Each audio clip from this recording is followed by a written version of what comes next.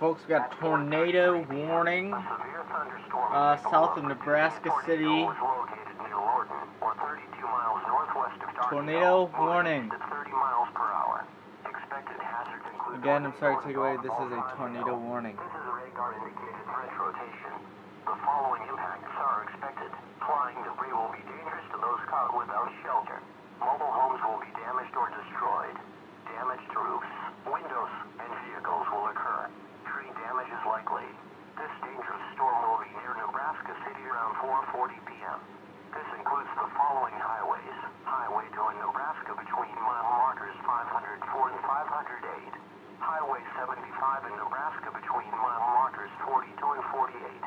Take cover now.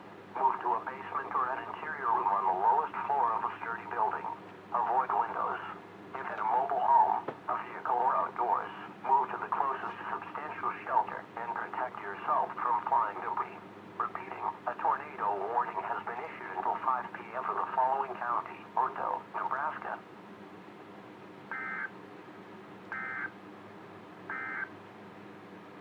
A severe thunderstorm warning remains in effect until 5 Again, p.m. folks, this is a tornado